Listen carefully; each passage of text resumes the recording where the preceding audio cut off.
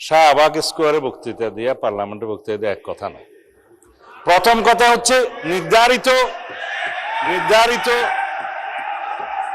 আমি কাউকে উদ্দেশ্য করে বলি নাই, আমি কাউকে বললেন আমি তো আপনারা কথা বলার সময় কথা বলি নাই।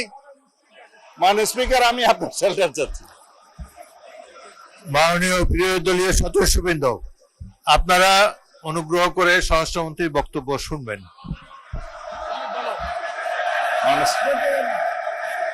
Yes, I withdraw. ঠিক আছে,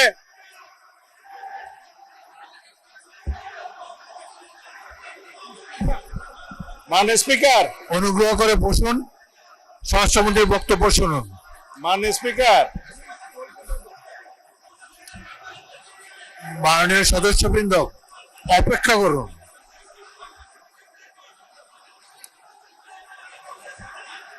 মাননীয় এক মিনিট বসুন। মাননীয় সদস্যবৃন্দ বসুন। মাননীয় জাস্ট হোল্ড অন প্লিজ, আমার কথা শুনুন, লিসেন টু মি। মাননীয় সদস্যবৃন্দ, বলো।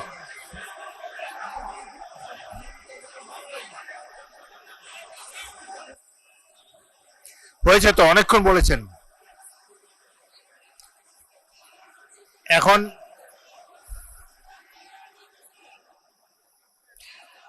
আপনারা অনুগ্রহ করে বসুন, অনুগ্রহ করে নিজের আসনে বসুন।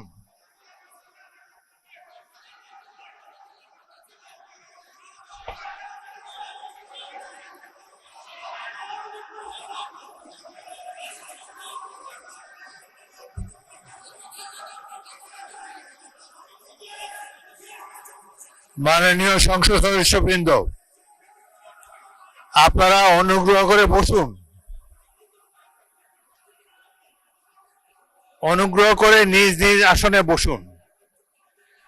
কথা বলার তো অনেক সুযোগ আপনাদেরকে দিচ্ছি, এইভাবে ঢালাও না বলে মাইকে বললে তো সবাই শুনতে পায়। আপনাদেরকে সুযোগ দেওয়া হবে, যখন সুযোগ পাবেন মাইকে বলবেন। আরেকটি কথা আমি বলতে চাই, যেখানে আপনাদের বিরোধী দলের চিফ হুইপ দাঁড়িয়েছে, সামনের সারির সদস্যবৃন্দ দাঁড়িয়েছে, তখন অনুগ্রহ করে পিছনের সারি থেকে বক্তব্য দেবেন না। আপনাদের নেতারা কি বলে সেটা শোনার চেষ্টা করবেন। একটু ধৈর্য ধরে অপেক্ষা করুন, প্রচুর সুযোগ আছে আপনাদের জন্য। এই সংসদে বক্তব্য দেওয়ার প্রচুর সুযোগ আছে, আপনারা নিশ্চয়ই লক্ষ্য করেছেন। এটা তো আওয়ামী লীগের আমল না, এখানে আপনারা ইচ্ছা মতো সরকারকে ক্রিটিসাইজ করতে পারছেন। আরেকটি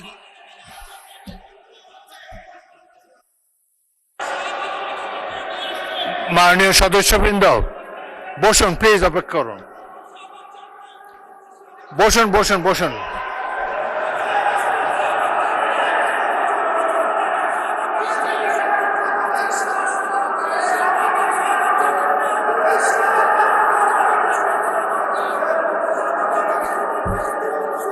অনুগ্রহ করে নিজের আসনে বসুন।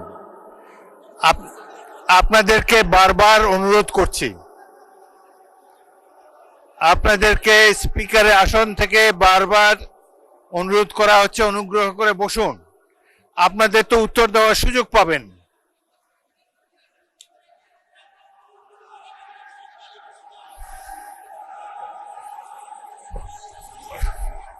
শুনেন,